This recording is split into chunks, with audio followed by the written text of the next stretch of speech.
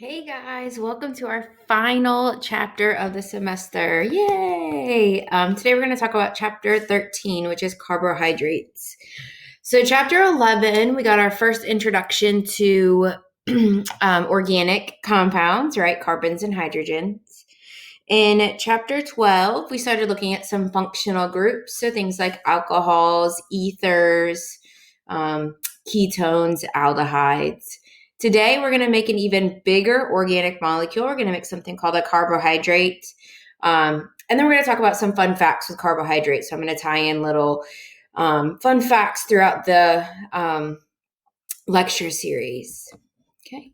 So carbohydrates are going to be organic compounds. So still talking about organic, but these compounds are going to be made up of carbons, hydrogens, and oxygens. So that's how we as chemists classify carbohydrates. We as people classify carbohydrates by all the good stuff to eat, right? Pastas, potatoes, bread, starches, those types of things. But as chemists, unfortunately, we're looking at the atoms, not the really yummy foods. So we're going to be carbons, hydrogens, and oxygens is what we're looking for. Okay. Some of the carbohydrates that you're probably familiar with include things like table sugar, lactose.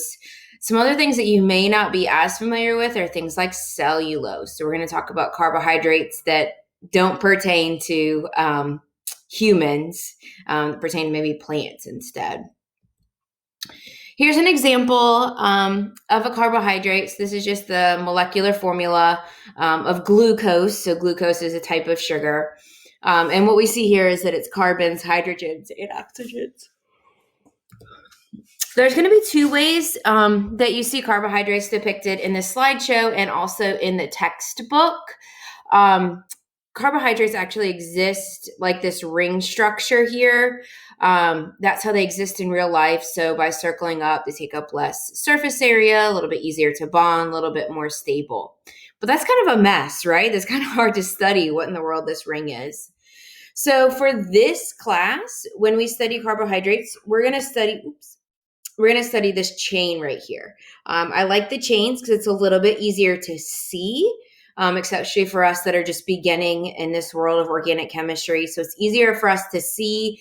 And carbohydrates do exist like this. It's just not as often. But this will be the world that we live in when we start really examining the carbohydrates. But you'll see both pictures, and they're kind of used synonymously. We go back and forth between them. We are going to talk about different types of carbohydrates or different ways to classify carbohydrates. That's kind of the theme here, is just kind of getting to know them and classifying them. So the first classification that we're going to talk about is how many sugars are attached. So we're going to talk about monosaccharides, disaccharides, and polysaccharides. And hopefully those prefixes are going to give you some sort of indication as to the classification here. So a monosaccharide is going to be what their prefix suggests, mono. So mono is going to mean one, and then saccharide is just another way of saying carbohydrate. So it's going to be a one sugar or one carbohydrate structure. So it's the simplest of the carbohydrates, and it cannot be broken down into anything smaller. So to break down carbohydrates, we do a process called hydrolysis, and that's something you need to know. But what this picture is indicating here is that we have our monosaccharide, and we try to break it down, and it doesn't break down into anything simpler. It stays exactly how it was before. Get my pointer here. So it stays exactly how it was before. Okay, so that's a monosaccharide. Disaccharides, as the prefix di suggests, is going to be two of these carbohydrates that are linked together. So a disaccharide consists of two monosaccharides. So this ring indicates one, and this ring indicates the other one, and they're always linked by this oxygen right here. For the disaccharides, if we try to break them down, so we do hydrolysis to them, what we'll see is we can break them down into two separate units, two separate monosaccharides. So that's all you need to know about this picture. I'm just trying to show you a different way with other than words. So it can be broken down into two smaller carbohydrates. And then lastly, polysaccharides. So the prefix poly means many. So polysaccharides are going to be a series of multiple monosaccharides all linked together. So this one shows you 1, 2, 3, 4, 5 monosaccharides linked together. And again, we have those oxygen linkages. And if we try to break it down via hydrolysis, we see that we get a bunch of monosaccharides. So poly means many. So this would be 3 or more, really. So it can be broken down. So that's the first classification. For the remainder of this lecture, we're going to talk about monosaccharides. So we're going to talk about some different characteristics of our monosaccharides, get to know the picture a little bit better, and start understanding what that picture means. So monosaccharides are going to be 3 to 6 carbon chains. So if I look at this first one here, I typically start counting by the carbon at the top. So 1, 2, 3, 4. So I see 4 carbons in this chain, and then 1, 2, 3, 4, 5, 6 carbons in this chain. So monosaccharides are going to be 3 to 6 carbon chains. The top of our monosaccharides is either going to be an aldehyde or a ketone group. Okay, so we can start looking at some consistencies here. So looking at these two different monosaccharides, we see that the base is always the same. So the bottom is always going to be a CH2OH, CH2OH. So that's going to be just kind of the seat that all of these sit on. And then from there, we're going to have our carbons going up, depending on how many are in the chain. Okay. The top carbon is going to be, or towards the top, I should say, there's going to be a carbon that has that carbonyl or carbonyl group. Okay. So this carbon right here, we see the carbonyl group, double bond oxygen. This carbon right here, we see carbon, double bond oxygen. Okay. So there's our carbonyl group there. If it is an aldehyde at the top, that carbonyl or carbonyl carbon, so carbon double bond oxygen, will be attached to a hydrogen. So this cap right here is our aldehyde cap. This cap right here is our ketone cap. So here's our carbon double bond oxygen. On this side is a carbon, on this side is a carbon. So that's how we classify that as a ketone. Okay. And just a reminder, so if you're still fuzzy on the aldehyde and ketone, let me just throw a quick reminder in here as to what that looks like. All right, so remember in the functional group chapter, we had our carbonyl group, so C double bond O. It looks like a dotted line. Fix that for you guys. Try this again. There we go. Okay, so there's our carbonyl group, C double bond oxygen. If it's an aldehyde, one of the two things attached to this carbon has to be a hydrogen. This side can be anything else over here. So it could be a carbon, a nitrogen, an oxygen, really anything. But if this side is a hydrogen, that automatically classifies it as an aldehyde. So here's our C double bond O, and that makes it our aldehyde. Ketones, on the other hand, we've got our double bond, C double bond oxygen. And then when we look at the two things that are attached, they can be anything else, right? They could be a nitrogen, a hydrogen, a ring, or not a hydrogen, a nitrogen, a carbon, a ring, an oxygen. It can be anything else that we want it to be, okay? So in this case, the anything else is a carbon and a carbon. So carbon, carbon, that's how we classify it as a ketone. So there's that carbon and there's that carbon.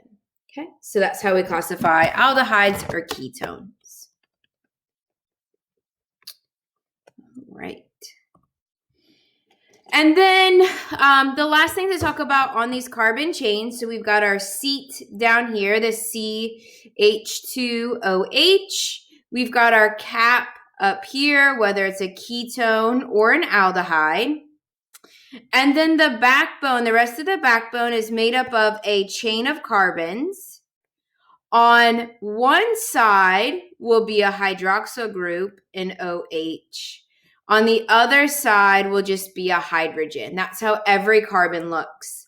So if we look at these two examples here, we've got a carbon here, hydrogen, hydroxyl. Carbon here, hydrogen, hydroxyl.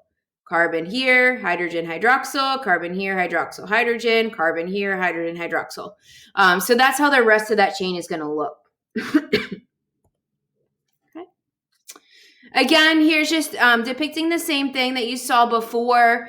But if we look, now that we know a little bit more about the chain, maybe you can see this better. If we look at each of these corners of our hexagon here, we see the same kind of idea, okay?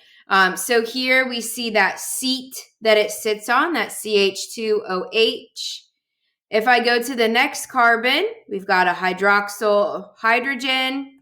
If I go to the next carbon, hydrogen, hydroxyl. Next carbon, hydroxyl hydrogen. Next carbon, hydrogen, hydroxyl. Okay? So we see, we see the same theme here. The only thing that's different is that lid, that top. So an aldehyde would form one type of ring, a ketone would form a different type of ring. That's not something you're going to be responsible for. But that's really the only difference here is when the ring forms, the top takes on a different form. Okay. All right, so we've alluded to this already, but now we're going to make it official. There's two types of monosaccharide structures. There's aldoses and ketoses. So an aldose is going to be a carbonyl group on the first carbon, and that carbonyl group is going to be a hydrogen. So the first carbon, let's say this is our chain, the first carbon in the chain is going to be that carbonyl group with that hydrogen. So something like that. Ketoses. So a ketose is going to have a ketone on the second carbon. So why is it the second carbon instead of the first? Well, if this is our carbonyl carbon, what makes this a ketone is that there's a carbon attached to either side, right? So this right here is technically the first carbon, and that carbonyl carbon is the second one. So that's why we say the second carbon has that ketone. Okay? So hopefully this is something that you just kind of start seeing the difference. Carbonyl on the first carbon, aldehyde. Carbonyl on the second carbon, ketose. So that's hopefully something that you guys start seeing as you practice these different examples. Okay. These words, ketose and aldose, we're going to eventually use those words as we name these. So we're going to have something like aldo glucose or aldo ketose. That's not going to work. Keto glucose. So we're going to have these aldo and keto as our prefixes, which is going to tell the viewer what that cap looks like. So here's an example of an aldose. So carbon, first carbon is that carbonyl carbon, and then attached to the carbonyl carbon is a hydrogen. So that's what makes it the aldose. Here's an example of a ketose. So again, we're seeing here's the first carbon, here's the second carbon. So the second carbon is that carbonyl group. And if we looked what's attached to that carbonyl group, we see carbon 1, carbon 2. So now we can see that that's a ketone. So this is an example of a ketose. The next way, so we'll practice some of these in just a minute. The next way that we're going to classify monosaccharides is by the number of carbons in the carbon chain, okay? So this is something that I'll have in the helpful handouts. It's also something that I recommend you have near you as you work through worksheets, quizzes, and exams. But this is going to help us to classify a carbohydrate by the number of carbons. So if there's 3 carbons in the chain, that's going to be a triose. So prefix tri tells me 3. Ose tells me that it's a carbohydrate. 4 is tetrose, 5 is pentose, 6 is hexose. Okay.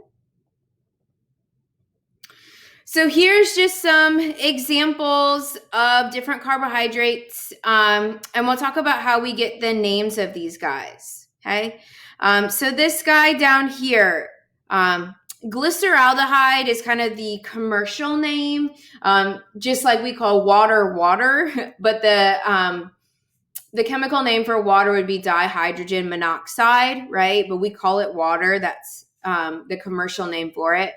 So glyceraldehyde is kind of the commercial name. But the name that we will use as chemists is this aldotriose. So we can break this down now. Triose tells me that there's going to be 3 carbons in that carbon backbone. So here I see 1, 2, and 3 carbons. The aldose piece tells me that that first carbon or the cap on top of this is going to be an aldehyde. So aldo tells me what the cap looks like. Triose tells me how many carbons are in it.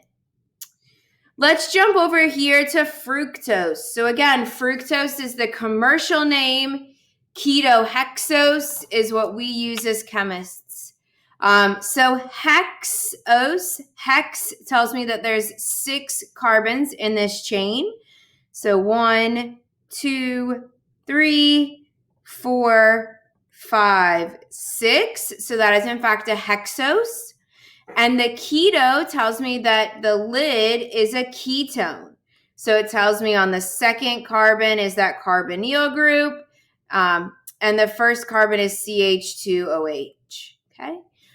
So ketohexose is what we're going to be studying. So I won't expect you to know what fructose looks like, but I certainly could expect you to know what ketohexose looks like.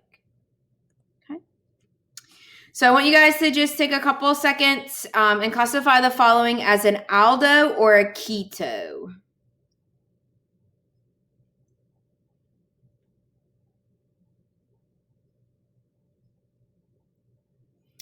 All right. So for this first one, I purposefully drew it just a little bit different. Before we had the carbon with that oxygen kind of sticking out to the right. This one I did a little bit different just to kind of keep you on your toes. So for this one, I see my carbon backbone going up this way. And on the very top carbon, I see that double bond O. And so that's my carbonyl carbon. And then I see my carbonyl carbon is attached to a hydrogen. So the first carbon is the carbonyl carbon, and there's a hydrogen attached. So this guy is an aldo. Looking at the one on the right, again, I see my carbon backbone here. Here's my carbonyl carbon. So C double bond O, that's something that should kind of stick out off the paper. Looking at the carbon chain, I see that the C double bond O is on the second carbon, right? So carbon attached up here, carbon attached down there. So that's going to make this guy a keto. Okay. And then for funsies, let's go ahead and try to give the full name of these. So now that you've identified aldo and keto, oh, hey, dyslexia, what's up?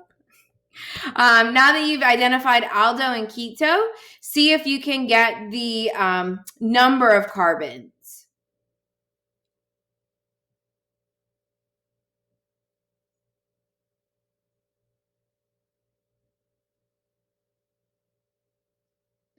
All right. So this guy right here has 1, 2, 3, 4, 5, 6. So the systematic name for this guy would be aldohexose. Okay. This guy has 1, 2, 3, 4, 5. So the systematic name for this guy would be ketopentose. Okay. All right, so that's it for this first section of our carbohydrate group. Go ahead and practice a few of these. See if you can, identify aldose and ketose, and then be able to get to a name like this. Hope you guys found that helpful.